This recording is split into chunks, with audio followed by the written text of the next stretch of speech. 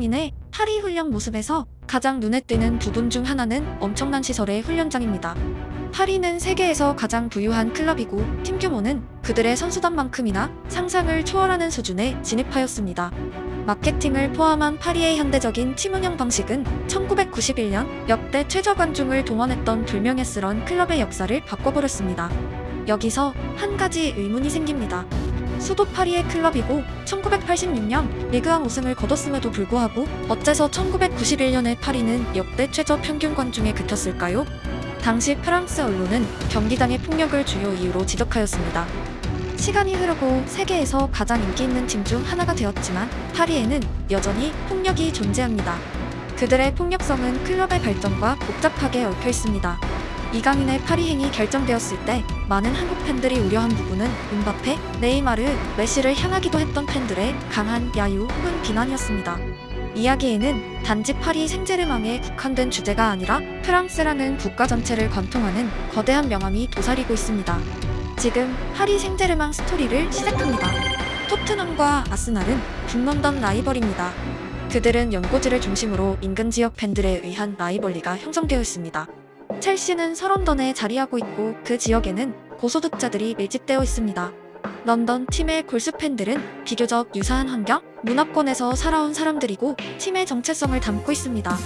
맨시티를 응원하는 현지 팬의 이미지, 맨유를 응원하는 현지 팬의 이미지도 어느 정도 머리에 윤곽이 그려지곤 합니다.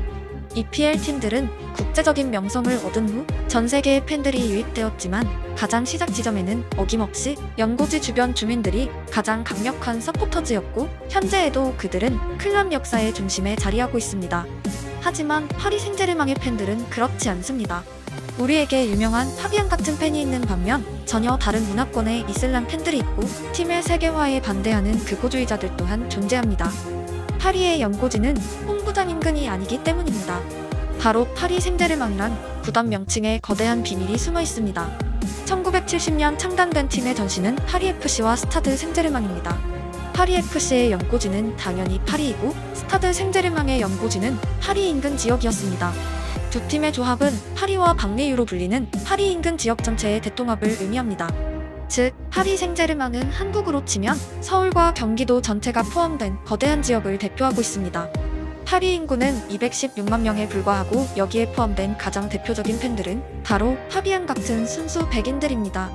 박리유 주민 전체를 합치면 1300만 명이란 어마어마한 숫자가 되고 런던의 소규모 연고지를 가진 팀들과 비교가 안 되는 압도적인 파리 생제르맹의 인구입니다. 숫자가 많으면 당연히 팬들의 유형 또한 다복합적입니다. 하지만 서울 플러스 경기도의 조합과는 비교가 되지 않는 스케일의 특이점이 파리 플러스 박리유 조합에 있습니다. 파리는 세계에서 가장 비싼 거주지 중 하나입니다. 박리유는 반대로 가장 빈곤한 지역 중 하나입니다. 파리는 부유한 백인들이 존재하는 빛나는 역사의 도시이고 박리유는 이민자와 그들의 자손이 살고 있는 계획도시입니다. 그들은 종교, 문화, 인종, 직업, 소득, 많은 부분이 다르고 공통점이라곤 프랑스어를 사용한다 정도가 있습니다. 우리가 알고 있는 프랑스 축구의 강함에는 수많은 스타들이 포함되어 있습니다. 음바페, 앙리, 캉테 등 대부분의 선수는 파리 박리유에서 자랐습니다. 음바페의 출생은 파리로 알려져 있지만 그것은 출생병원의 위치이고 부모님의 집은 박리유에 있었습니다. 우리가 알고 있는 프랑스 선수 중 파리 시내에서 태어난 선수는 거의 찾기가 힘듭니다. 넷플릭스에 변방의 형제들이란 영화가 있습니다. 흑인 삼형제가 주인공으로 등장하고 큰 형의 직업은 마약상입니다. 한국 뉴스를 통해 파리 인근에서 폭동이 일어났다는 내용에 자주 등장하는 유형입니다. 작은 형은 파리 입성을 위해 평생을 공부한 법대생입니다. 앙리, 음바페처럼 박리유 탈출을 위해 꿈을 품고 노력한 유형입니다. 막내는 감수성이 풍부한 꼬마입니다. 그가 미래의 큰형처럼 자랄지 작은 형처럼 자랄지는 알 수 없습니다. 하지만 분명한 것은 작은 형의 케이스는 소수이고 큰 형의 케이스가 보편적입니다. 앙리, 음바페, 변호사가 되어 돈을 벌기엔 너무 많은 시간과 노력이 필요하고 확률도 희박합니다. 하지만 큰형처럼 돈을 벌 수 있는 기회는 매일매일 주변에 가득합니다. 영화에 등장하는 삼형제는 박리유의 이야기를 대표하고 있습니다.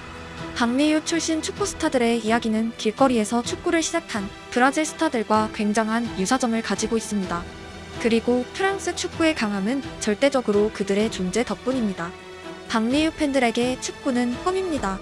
자기 같은 사람들도 성공하여 국가의 중요한 사람들이 된 이야기는 당연히 강한 감정을 부여합니다. 프랑스 대통령이 음바페를 완전한 프랑스인으로 규정하고 어떻게든 파리에 남게 하려고 하는 현실은 평생을 차별받고 자란 이민자 2세들에게는 동화 같은 스토리입니다. 프랑스 이민자 대부분은 프랑스 식민지 출신이고 2차 대전 이후 부족한 백인 노동자를 대체하기 위해 대거 프랑스에 유입되었습니다. 프랑스 경제가 정상 궤도에 오르고 노동력이 풍부해진 프랑스 정부의 이민자와 2세들은 문제 요소가 되어버렸고 박리유를 만들어 그들을 한 곳에 거주시켰습니다. 당연히 많은 박리유 프랑스인들에게는 강한 애국심이 없습니다. 알제리가 월드컵에 진출하자 프랑스 우승 같은 열기의 퍼레이드가 펼쳐진 곳이 파리입니다. 음바페를 붙잡기 위한 프랑스 정부의 노력은 색깔이 전혀 다른 프랑스인들을 제어하기 위한 정치적인 의도가 강력하게 포함되어 있습니다. 과거 프랑스 대표팀의 일부 이민자 출신들이 국가를 재창하지 않는 것이 휴가되었고 여기에는 주장이었던 지네딘 지단이 포함되어 있었습니다. 분열된 프랑스의 단편은 최근 월드컵에선 사라졌습니다. 지금은 음바페를 포함한 모든 선수들이 국가를 재창하고 있습니다. 정부와 강력한 여론은 국가 재창 논란을 없애버렸습니다.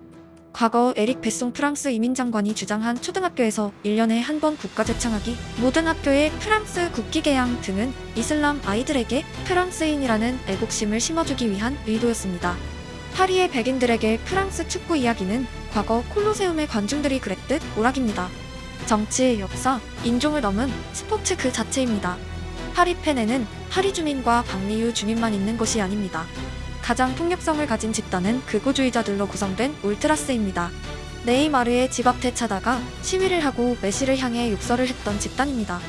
그들은 폭력, 인종차별, 파시즘의 대명사입니다.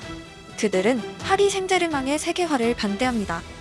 카타르 오일 머니가 유입되고 파리 생제르맹은 프랑스를 넘어 국제적인 클럽이 되었습니다.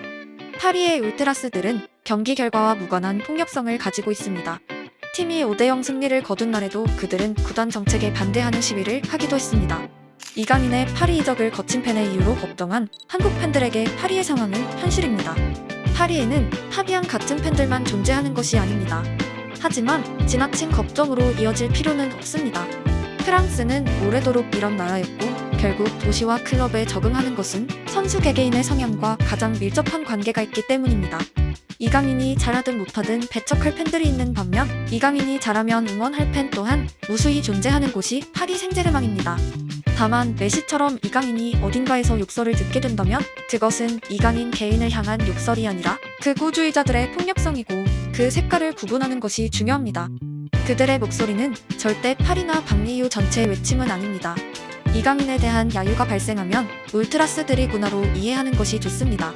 프랑스 정부는 오랜 시간 갈등을 완화하기 위해 노력했지만 모두가 알다시피 정치는 쉬운 것이 아니고 오랜 세월 바뀐 것은 별로 없습니다. 이강인이 주시해야 할 사람들은 울트라스가 아니라 전 세계에 존재하는 축구를 좋아하는 팬들입니다. 그의 강한 멘탈은 파리 생제르맹이라는 독특한 팀에서도 능력을 발휘할 무기입니다. 그리고 이강인의 드리블은 박리유의 꼬마에게 미래의 나도 파리에서 뛰고 싶어란 꿈을 심어줄지도 모르는 인종과 종교를 뛰어넘는 필살기입니다.